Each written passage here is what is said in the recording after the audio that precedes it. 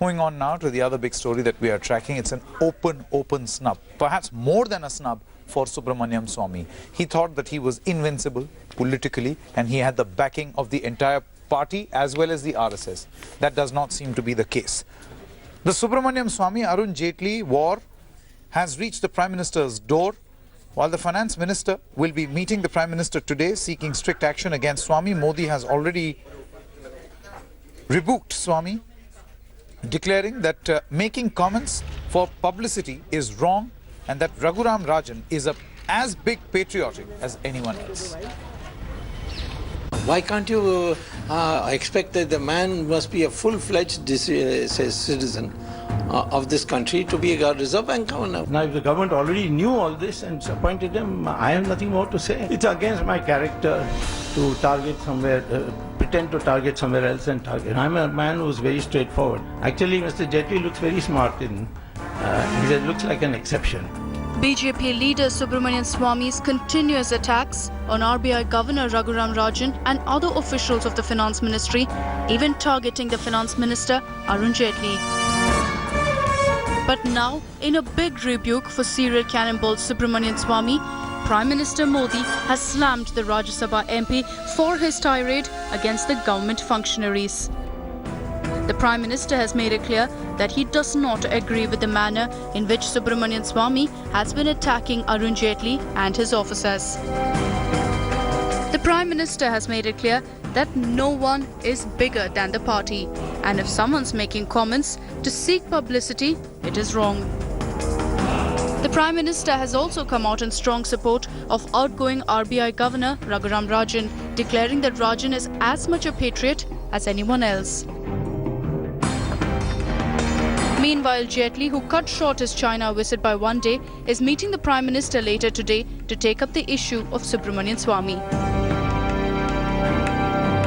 Top-level sources have also told India Today that an upset Jaitly wants the party to take a firm stand against Swamy.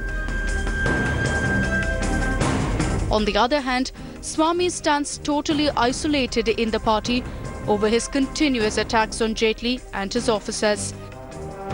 From senior ministers to party chief Amit Shah, all have distanced themselves from Swamy's remarks. Before the Prime Minister ticked off Swamy, the BJP leadership, led by Amit Shah, had even got party units in Mumbai and Chennai to cancel 2 events featuring Swamy on the anniversary of emergency. The question now is, will the BJP take disciplinary action against Swamy? Bureau Report, India Today. Let's now quickly cut across live to Anusha Soni, who joins us from outside Subramanian Swamy's residence. Now, morning Anusha, it is most important at this moment not to track where Arun Jaitly is going and what is going to be the outcome of his meeting with the Prime Minister, because the Prime Minister has made his intentions very clear. The party has made its intentions very clear. It is worth tracking what Dr. Subramanian Swamy inside his A77 Nizamuddin house, which is right behind you, has to actually say. Have you been able to talk to him? I can see friends and family actually going inside. Well, Sanket, no official word on the comment of the Prime Minister so far from Subramanian Swamy. But as the day progresses, we hope that he would come out and say something, as now this is a clear stand that the party has taken, especially after, Prime Minister Narendra Modi came out and had few kind words to say about Raghuram Rajan. He said that those sort of attacks on senior party leaders and also other functionaries of the government are not appropriate. But we are yet to see if there's any, action, any disciplinary action that the party takes, or there is any other step that the Prime Minister will, willingly will take forward and would set a precedent. So that's one thing to say, because Subramanian Swamy, as we know in the past, has had a reputation of making such direct scathing attacks. He has just been, made a very important figure in the party. He's now a part of the Rajya Sabha. So now let's see whether the tough words of the Prime Minister translate into any tough action. That's the thing one has to see, and we'll await and try and get a reaction from Subramanian Swamy, but as of now, no official word from him. Anusha, do stay on with us. We are we have Mr. Tom Vadakan of the Congress Party also joining us on the phone line. Morning, Mr. Vadakan. It's an open snub by the Prime Minister, by the entire Bharatiya Janata Party. Do you think that because of this particular action of Mr. Subramanian Swamy, where he stands completely isolated, he also loses credibility when he raises anything in the future? Why I'm asking you this question is because it is on his insistence, it is on his noise, if I were to use that word, that a lot of senior Congress leaders, including the Congress President and Vice President, have been in a lot of trouble. Well, yesterday, after hearing the Prime Minister's interview with a national channel, I always thought to myself that if our Prime Minister is able to stop Mr. Subramanian Swamy from tweeting or making that statements both against the Finance Minister, against anybody at large, it would have been counted as one of the achievements that the Prime Minister and his government has achieved in 2 years. Because it's impossible to rein in Subramanian Swamy. You have bought trouble big time. That is a reality which the Prime Minister and the Bharatiya Janata Party Mr. Vadakan, my only pointed question over here, Mr. Vadakan, is that do you think the Congress is, number one, going to heave a sigh of relief, and number two, use this as a political opportunity to say nobody listens to him in his own party? Why take his allegations any seriously? And particularly the allegations against your top leadership. The advantage with the Congress is we have never given credibilities to his statements. We have not even given any credibility to whatever he says or does, because we have suffered it quite some time. And that cynicism has grown over time. The Bharatiya Janata Party gifted him to the Rajya Sabha, and that gift has to be endured by the Rajya Sabha, by Parliament, the Prime Minister and the BJP. Now this time will tell where this missile is going to hit, whom and how and when. But in public domain, there has to be a discipline in conversation. Civil behavior is expected. I'm happy that the Prime Minister said what he has said. But now the question is, within 24 hours, he's already tweeted. And that has said everything. And though he has done it in a very clever way, clever that he is, but he's a misguided missile. The Congress calls him a misguided missile. Thanks very much, Mr. Tom Vadakan, for speaking to us at this moment. Anusha, you are still there at Mr. Swamy's residence. Can you show us around? Is he inside his house? Is he expected to speak to the media? Because we haven't heard from him, and it's very unlike Mr. Swamy to not speak. Well, absolutely, Sangeet. It's very unlike Mr. Subramanian Swamy to not have a view on an issue. As you can see right behind me, that's his residence.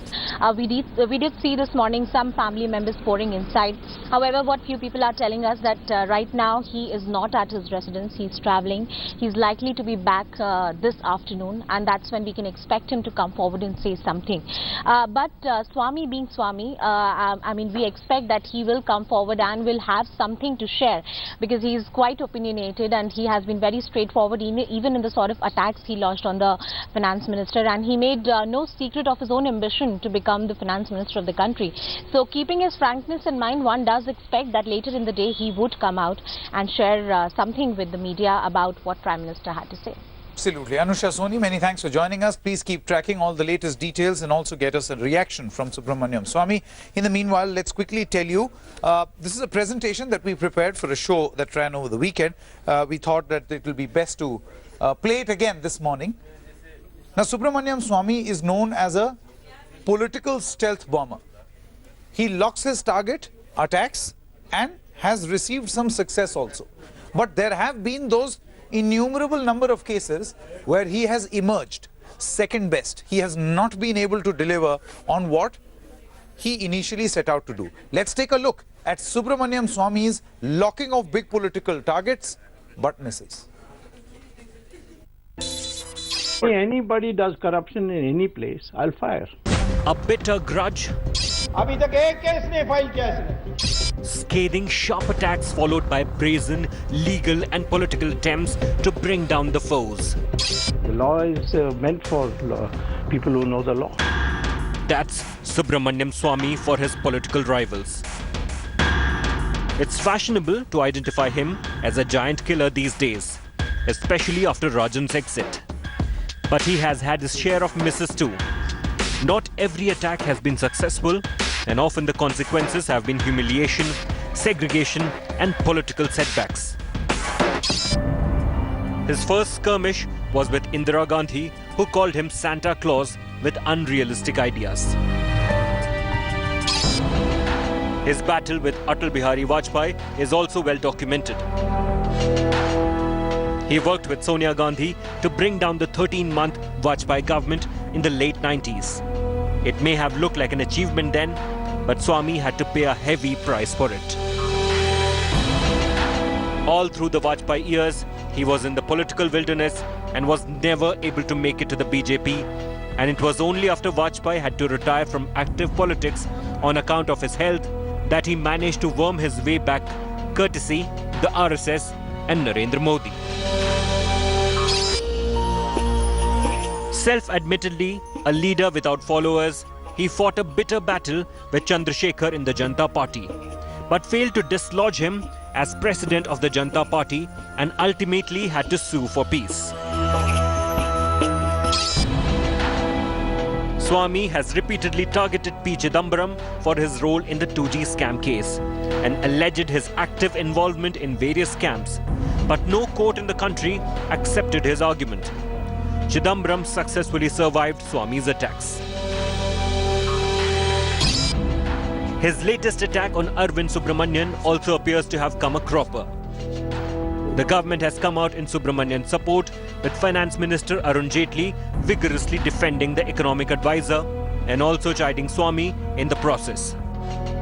Many say that it's questionable whether Rajan's exit was entirely due to Swamy, especially when the RBI Governor has had serious differences with the Modi government and openly criticized government on the issue of intolerance.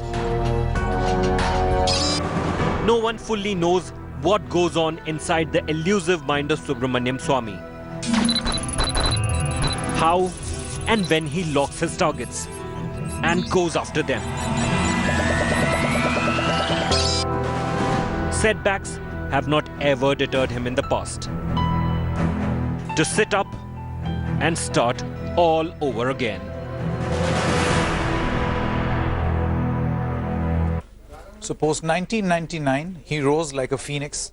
This time around too, this is a political setback for Subramanian Swamy. Is he going to rise above this, tide above this, by being quintessential Swamy, by being what he always does best, and by being in the news, as we like to call it, by being controversies Swamy?